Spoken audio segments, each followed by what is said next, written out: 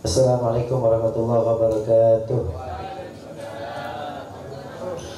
Alhamdulillah wassalatu wassalamu ala Rasulillah Sayyidina wa maulana Muhammad bin Abdillah wa ala alihi wa sahbihi wa mawala wa la hawla wa la quwwata illa billah. Qala rabbi shrah li sadri wa yassir li amri wahlul 'uqdatam min lisani yafqahu qawli. Syaddid qalbi wa la yadrisani bi haqqi sayyidina Muhammad. Alhamdulillah, kembali Allah subhanahu wa ta'ala berikan kesempatan kepada kita untuk bersama-sama kumpul di dalam majlis ini. Semoga senantiasa kita menjadi orang-orang yang langka.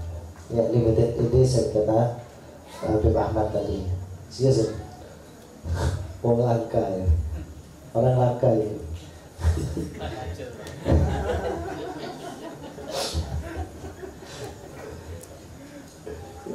Jadi karena memang orang yang langka itu di akhir zaman, dialah orang-orang yang mulia dan dimuliakan oleh Allah subhanahu wa ta'ala. Ya, jadilah orang-orang yang langka dalam hal apa? Ibadahnya kamu paling beda dengan yang lainnya. Paling banyak ibadahnya, paling banyak taatnya, paling banyak mujahadahnya, berjuangnya. Seperti itulah seharusnya kita. Sebagaimana kisah Al-Imam Al-Ghazali yang selalu meneliti setiap mujahadah-mujahadah ulama-ulama di masa terdahulu. Jadi sebelum ulama-ulama sebelum beliau itu dikaji. Ulama ini apa kebiasaannya? Dipraktekkan di dalam kesehariannya. Berikannya ketika kita, ya, tapi yang praktekkan kita, ya kan? Jadi meninggalnya dengan kita, oh iya mulai teduh, misalnya apa? Mari pengajian, iya mari apa istilah pada minggu malam mah, ya kan? Fatih. Kalau Imam Ghazali, beliau mengkaji itu, mengkaji, ditemukan. Oh ulama ini ibadahnya seperti ini. Kok bisa ya sampai begitu? Itu dipraktekkan. Jadi selalu mengkaji, meriset, kemudian dipraktekkan di dalam kesehariannya. Nah, ini yang perlu untuk kita tekankan sehingga kondisi kita itu semakin hari semakin berbeda baiknya di mata Allah Subhanahu wa ta'ala, semakin baik, apalagi di akhir zaman seperti sekarang ini ya. Zaman seperti sekarang ini, di saat-saat kemaksiatan itu sudah gak ada malu-malu lagi. Orang-orang membuka aurat sudah gak ada malu lagi ya. Orang nggak pakai kerudung sudah biasa, ya kan? Itu zaman sekarang. Sehingga di saat seperti ini kesempatan bagi kita sebenarnya. Kesempatan apa? Untuk memperbesar amal, memperbesar ibadah. Kalau di Hadramut tadi, di Tarim sana, ya, untuk jadi wali itu, ya gak sesulit orang-orang yang ada di Indonesia ini. Apa boleh saya boleh banteng? Kalau di Tarim itu buka rumah ya gak nemu hadirin orang berkompel atau benang ajemor lo lampion. Gak ada. Gampang untuk jadi wali. Cukup jaga hati, mempraktekkan apa yang dikaji, semangat mujahadahnya jadi wali.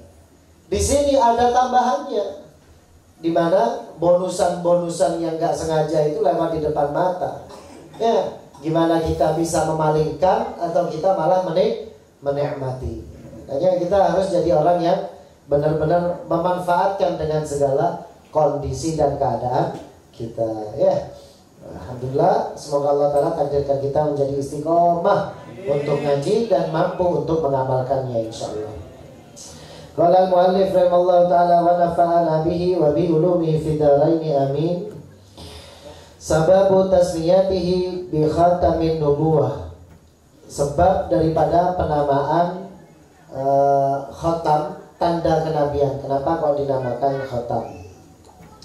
Qala al-allamah al-Qurtubi, Imam Qurtubi mengatakan, wa ghairuhu, dan selainnya Imam Qurtubi, sumiya bidzalika li'annahu ahadul alamat al-wadihah allati ya'rifuhu biha ahlul kutubis sabiqah. Dinamakan khatamun nubuwah itu karena sebab, kata Imam Qurtubi, itu adalah satu alamat, satu tanda yang paling jelas yang ada di badan Nabi Muhammad, yang sudah diketahui sejak oleh ahli kitab as-sabiqah, orang-orang yang terdahulu. Jadi sejak penganut-penganut Injil, penganut Taurat, penganut Zabur, mereka sudah pada kenal kalau di punggung belakang Nabi Muhammad itu terdapat khatam. Ada tanda yang kemarin Anda jelaskan itu, kayaknya ya. Masih ingat gak? Kemarin yang Anda jelaskan, yang ada mengatakan ukurannya seukuran ini, dan yang mengatakan seukuran telurnya, telur burung dara, ya kan? Ada di bagian tubuh pundak belakang Nabi yang sebagian kiri, yang bagian kiri. Ada yang mengatakan sahabat kalau itu juga tubuh bulu, ya kan? Seperti kulitnya yang lainnya daripada Nabi Sallallahu Alaihi Wasallam. Wadhalika lamma warada fi jumlati sifatihi Sallallahu Alaihi Wasallam wa amarati sidqihi fil kutubis samawiyyati sabiqah anna baina katifaihi Sallallahu Alaihi Wasallam khataman nubuwah. Ya, dan seperti itu telah datang juga sifat-sifat tentang Nabi Muhammad yang seperti. Jadi Nabi ini memang sudah terkenal sejak sebelum Nabi lahir. Sejak Nabi belum lahir itu sudah jadi bahan pembicaraan. Mulai daripada Adam sampai kepada Nabi Isa, bahkan sampai kepada masa fatrah para penyembah-penyembah berhala, mereka senantiasa membicarakan Nabi akhir zaman itu, yaitu Nabi Muhammad SAW. Di kutub Samawiyah itu juga diceritakan kitab-kitabnya Allah Ta'ala itu banyak, bukan hanya 4. Yang wajib bagi kita untuk meyakini ya adalah 4 itu: Zabur, Taurat, Injil, Al-Quran. Tapi kitab-kitab yang lainnya juga banyak yang tidak berupa lembaran-lembaran. Itu juga harus kita percaya dan tidak menjadikan kewajiban di dalam meyakini. Di sana juga dijelaskan bahwa nanti akan ada Nabi akhir zaman yang terdapat khatam di belakang punggungnya. Walidzalika lamma akhbara ba'dur ruhban Salman al-Farisi biduhurin Nabi fil Hijaz wa wasafahu lahu. Begitu juga apa yang telah diceritakan oleh sebagian pendeta daripada ahli kitab, sebagian penganut agama ahli kitab yang mereka itu ibadahnya luar biasa. Mereka mensifatkan kepada Salman satu tanda-tanda kenabian Nabi Muhammad SAW, Nabi yang bakal lahir nanti di akhir zaman. Wa anna min alamati sidqihi, tanda bahwa Nabi tersebut adalah Nabi yang betul, ada maqabulis shadaqah. Nanti kita lihat ya, Salman bakal ada Nabi. Kalau memang dia itu Nabi betul, dia gak bakal nerima shadaqah. Makanya ini Nabi Muhammad berikut cucu-cucunya itu gak nerima shadaqah. Ente mau nyalamin habaib, habib niat sedekah, lo gagalkan di habibnya itu. Kenapa? Karena habaib, duriyah Nabi, semuanya anak cucu Nabi juga ikut kakeknya tidak makan shadaqah. Kalau hadiah diterima. Ya, berapa kali ente nyalamin anak shadaqah dalam tangan teh, tuh sedekah boleh. Tak dimakan ini, buru koreng lain. Ya, kalau sudah shadaqah itu tercegah bagi kami para dzurriyyah Nabi Sallallahu Alaihi Wasallam. Wa qabul al-hidayah, hadiah. Dan nanti kamu bakal melihat Nabi akhir zaman itu akan menerima hadiah, tapi menolak sedekah. Berarti akadnya bukan sedekah, tapi hadiah bagi. Ya, Nabi juga begitu, hadiah ya Nabi, baru dimakan oleh Nabi Sallallahu Alaihi Wasallam. Wa anna baina katifaihi khataman nubuwah. Nanti Salman al-Farisi, nanti kamu akan nemui bahwa di belakangnya itu ada khatam. Kalau memang ciri-ciri yang pertama gak makan sedekah, yang kedua nerima hadiah, kemudian di punggungnya, di pundak bagian kirinya ada khatamnya, maka faja'a ila Rasul sallallahu alaihi wasallam, berarti dia adalah nabi yang diutus oleh Allah Subhanahu wa taala. Lah hadirin yang dimuliakan Allah, tertarik kita akan sedikit membahas tentang Salman al-Farisi. Salman al-Farisi ini adalah seseorang pencari Tuhan. Seseorang pencari Tuhan. Jadi ulama semua sepakat, bahkan yang paling muktamad, bahwasanya Salman al-Farisi ini bukan orang Arab. Beliau adalah orang Persia. Tapi di satu kitab lain, ada satu kitab, saya lupa namanya siapa, ya, anak mutola'ah tadi. Jadi dikatakan bahwa ada satu ulama yang mengatakan sebenarnya ini adalah turunan Arab. Bapaknya itu Arab, keluar dari kawasan Arab ke Persia, tinggal di Persia, sehingga akhirnya hidup di sana lama, dinilai sama orang-orang sebagai orang Persia. Lahirlah Salman Al-Farisi. Tapi yang paling sepakat, ya, yang paling sepakat, karena akan jadi perdebatan di kalangan para sahabat. Salman Al-Farisi ini dijadikan gojolok-gojolokan dulu sama para sahabat yang lainnya. Singkat cerita, Salman Al-Farisi ini lahir daripada keluarga Majusi. Bapaknya tukang jaga api, Ma'bad Nar, tempat penyembahan api daripada kalangan Majusi. Bapaknya yang bagian menjaga. Lah, abahnya Salman Al-Farisi ini sangat cinta sama Salman Al-Farisi. Sampai kata Salman Al-Farisi, saking cintanya kepada aku, karena abi habasani fil bait, sampai abahku ini memenjara aku di dalam rumah, gak boleh keluar sama sekali. Gak boleh keluar sama sekali dari rumah, ditahan. Satu waktu si abah ini tadi ketika menjaga api yang tak kunjung padam itu, ternyata juga tetap dijaga diri. Tetap dijaga. Itu ada yang menjaga, ada yang masuk kayu bakar, dijaga biar gak mati. Itu ada petugas-petugasnya, termasuk abahnya Salman Al-Farisi ini. Sampai akhirnya satu waktu abahnya Salman Al-Farisi ini punya kebun. Yang kebun itu sibuk juga, mungkin masa panen atau seperti apa. Di satu waktu tempat ibadahnya kalangan Majusi ini tetap wajib untuk dijaga oleh abahnya Salman. Akhirnya Salman yang diutus. Salman, kamu keluar ya sekarang. Kamu berangkat ke kebun, kamu jaga kebunku. Ya, abah mau berangkat ke tempat Ma'bad Nar, ke tempat persembahan api. Kamu jaga sana, kamu pantau para pekerja-pekerja di sana. Berangkat Salman Al-Farisi. Keluar ini setelah dipenjara sama abahnya, ya kan?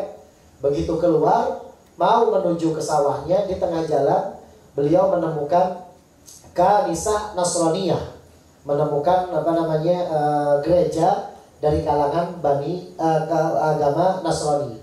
Jadi pertama menyembah api, ya, beliau adalah Majusi. Kemudian mulai ngelirik kepada Nasrani. Dilihat. Kemudian aku temukan mereka itu yusalluna, beribadah, berdoa kepada Tuhannya mereka. Hatiku merasa nikmat melihat mereka. Awalnya abahku merintah untuk jaga sawah, aku gak jaga sawah itu hatta ghurubatis syams, sampai bulan itu matahari itu tenggelam. Jadi mulai dari pagi sampai malam dia tinggal di gereja itu. Akhirnya tanya Salman Al-Farisi kepada orang yang di gereja itu, wahai pendeta, ini sebenarnya agama apa? Agama kalian ini agama apa? Dari mana datangnya? Dari mana datangnya? Maka dikatakan agama kami ini datangnya dari Syam. Agama kami ini datangnya dari Syam. Oh ya sudah. Akhirnya beliau pulang ke rumahnya. Begitu pulang ke rumah, ditanya sama abahnya, kamu kemana saja? Itu sawah berantakan, gak ada yang jaga. Aku nyuruh orang untuk mencari kamu. Maka Salman Al-Farisi mengatakan, abah, ana tadi mampir ke satu kanisah gereja orang Nasrani. Ana mendapatkan mereka beribadah kepada Tuhan mereka dengan sangat khidmah, dan hatiku mendapatkan kesejukan, sehingga akhirnya sampai sekarang ana baru pulang dari sana. Maka kata abahnya, itu agama yang paling bahaya. Kamu harus tetap di agama abah-abahmu, di nenek moyangmu, yaitu menyembah api. Akhirnya fahabasani abi, akhirnya ditahan lagi sama abahnya. Kali ini kakinya Salman Al-Farisi sama abahnya dirantai. Khawatir, aib, ini kan tokoh abahnya, ya kan, tokohnya Majusi. Anaknya jangan sampai murtad ini dari Majusi. Nah, akhirnya Salman Al-Farisi di tengah sedang dipenjara seperti itu, beliau titip pesan ke orang-orang yang melewati di dekat rumahnya. Ya gambarannya mungkin melewati jendela begitu ya. Nah, nanti kalau ada orang yang dari kalangan Syam datang ke sini, kabari ana ya. Nanti ana bakal ikut dia untuk balik ke Syam. Begitu dapat kabar Salman Al-Farisi itu ada rombongan dari Syam datang ke kampung kita. Ya sudah, akhirnya beliau siap-siap untuk kabur dari sana. Maka malam itu juga ketika ditemukan rombongan itu balik ke Syam, beliau juga ikut rombongan untuk berangkat ke Syam. Nah, di perjalanan itu beliau tanda tanya terus, akan ketemu dengan siapa untuk sambung dengan agama yang ada di gereja kemarin yang dia lihat gitu. Niatnya mau cari pendeta ini. ya kan? Akhirnya berangkatlah ke Sam, sampai ke sana akhirnya ketemu dengan pendeta. Ketemu dengan pendeta, subhanallah, begitu masuk ke satu gereja, agamanya sama, ternyata beliau langsung menuju ke kiainya, ibaratnya ke pendetanya. Titipkan aku ke dia, maka dititipkan. Akhirnya aku tinggal sama dia, setiap hari aku tinggal sama dia, aku teliti. Subhanallah, ternyata dia bukan orang yang baik, bukan orang yang taat. Malah dia majeki pengikutnya, dikumpulkan uangnya, kemudian ditimbun uangnya, dijadikan harta pribadinya, tidak diberikan kepada fakir miskin. Akhirnya keluar beliau, lari dari sana. Akhirnya ketemu dengan orang yang baik.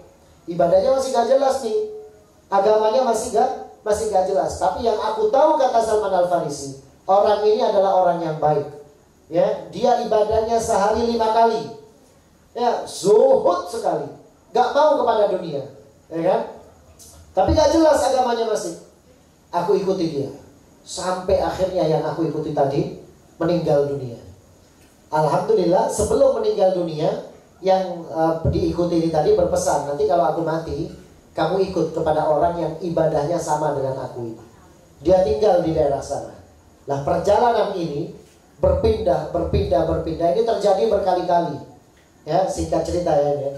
Terjadi berkali-kali sampai akhirnya Salman Al-Farisi dititipkan lagi ke satu orang yang ternyata sama orang tersebut akhirnya Salman Al-Farisi ini dijual, dijadikan budak, dijadikan budak. Begitu sampai ke Madinah Al-Munawwarah, beliau mendengar. Belum sampai ke Madinah Al-Munawwarah, beliau ditebus oleh seseorang, kemudian dititipkan ke satu orang yang ahli ibadah lagi. Nah, dikatakan sama ulama, ahli ibadah yang baik-baik itu adalah penganut ahli kitab. Ya, mereka penganut agama-agama sebelum Nabi Muhammad SAW yang masih percaya kepada keyakinan tauhid. Ya. Nah, kemudian sampai kepada satu pendeta yang kemudian menjelaskan kepada Salman Al-Farisi, nanti kalau kamu mati, aku ikut siapa setelah kamu ini, kata Salman Al-Farisi. Kamu datang ke satu kota, ya, dia nanti akan mengaku sebagai nabi. Ciri-cirinya tadi itu yang disebutkan. Ya, dia itu tidak menerima sedekah, dia tidak menerima hadiah, sampai akhirnya berangkat ke Madinah. Sampai ke Madinah mendengar kalau di Kuba akan ada perkumpulan nabi, orang yang mengaku nabi, yaitu Nabi Muhammad Sallallahu Alaihi Wasallam. Maka Salman Al-Farisi menuju ke sana. Ditemukanlah nabi tersebut yang disangka oleh banyak orang dia adalah seorang nabi. Salman Al-Farisi gak langsung percaya, dites dulu sama Salman Al-Farisi.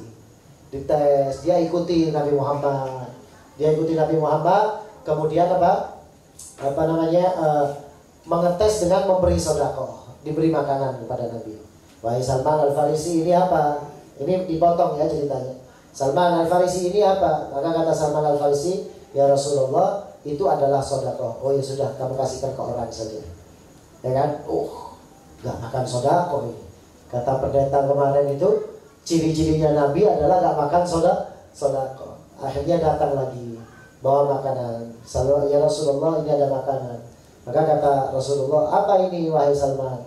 Ini adalah hadiah ya Rasulullah. Ayo sudah, ayo panggil yang lain, kita makan bareng-bareng. Makan hadiah ini. Nah, terakhir yang dicari adalah khotamnya, adalah tanda kenabian yang ada di pundak Nabi Muhammad Sallallahu Alaihi Wasallam. Di dalam hadis berikutnya itu diceritakan. Nanti kita akan lanjutkan kisah tentang Salman Al-Farisi sampai akhirnya beliau benar-benar sangat cinta kepada Nabi Sallallahu Alaihi Wasallam. Kemudian nanti kita akan dapatkan bagaimana Salman Al-Farisi yang bukan orang Arab, tapi sama Nabi Muhammad dikatakan sebagai Salman minna ahlul bait. Salman adalah dari golonganku, ahli bait, kata Nabi Sallallahu Alaihi Wasallam. Seperti apa itu kisahnya? Bersambung di Rabu yang akan datang insyaallah. Semoga panjang umur semuanya, semoga sehat semuanya, semoga senantiasa ditakdirkan istiqomah oleh Allah Subhanahu wa taala. Bismillahirrahmanirrahim. Fatihah. Bismillahirrahmanirrahim.